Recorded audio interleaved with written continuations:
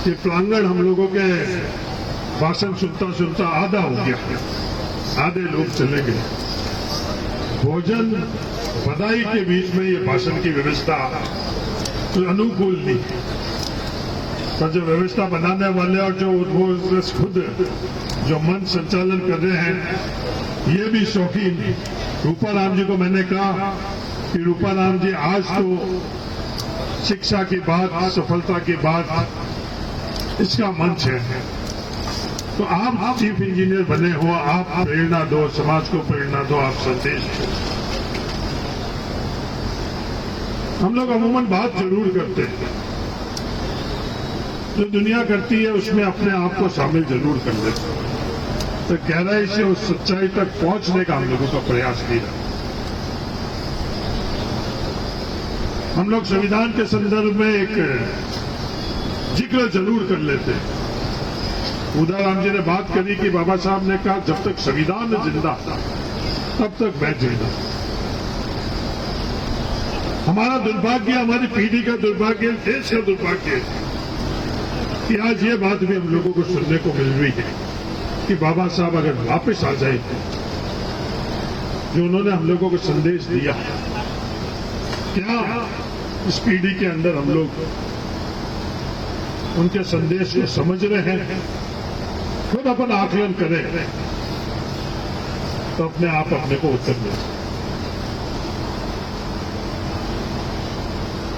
ये संविधान सिर्फ हम लोगों को कुछ अधिकार ही नहीं देते, संविधान हमें कर्तव्य भी देते। वो कर्तव्य क्या है?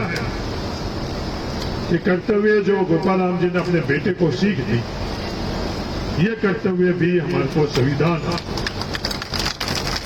हम लोगों को उस दिशा के अंदर कुछ चीज आगे बढ़ने के लिए प्रेरणा दे।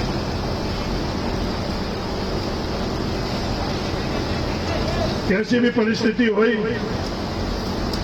जो हमारा लक्ष्य है उस लक्ष्य को हम लोगों को बड़े स्पष्ट तौर के ऊपर तय करना चाहिए और किसी से विचलित नहीं होकर एक ऐसा वातावरण बनाया हुआ है इस समाज के अंदर लोगों ने कि कुछ चीजें हम लोगों के सीमा में है और कुछ चीज हम लोगों की सीमाओं से बाहर है। इस भ्रांति से हम लोगों को अपने आप को दूर करना पड़ेगा, विशेषकर बाड़मेर जिला राजस्थान के लोगों को, दलित और पिछड़ा को मैं कहना चाहता। ये यूपीएससी की परीक्षा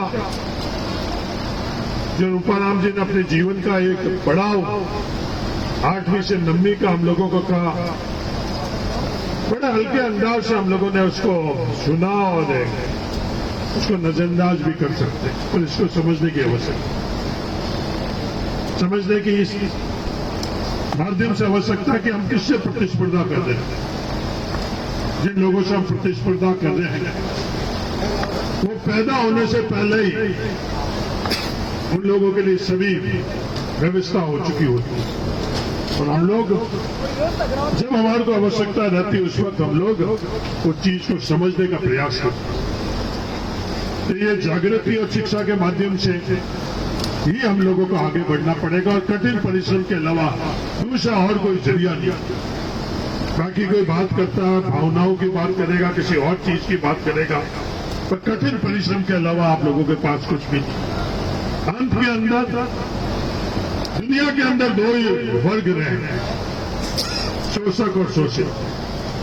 आज तक 4000 करोड़ साल पहले यह मनुष्य का उत्पत्ति हुई, और शोषक कभी भी ये नहीं चाहता, लगातार शोषक सफल होता जा रहा है कि शोषितों को किसी प्रकार हम लोग आपस में बांटे रखें, किसी प्रकार उनके अंदर आपस में विश्वास नहीं रहे, आपस में अविश्वास नहीं। इस चीज को भी अगर गहराई से आप लोग समझोगे, बाबा साहब की जीवनी, बाबा साहब के संदेश को अगर आप गहराई से समझोगे, काशी राम जी को हम लोग बहुत याद करते, उदाराम जी ने कहा रखा है, काशी राम जी की DS4 को अगर आप समझोगे तो इन तमाम बातों को आप लोग समझ जाओगे, और इस दिशा के अंदर पर लोग सब मिलकर आगे बढ़ेंगे। यही मेरा आप सब लोगों से गुजारिश है।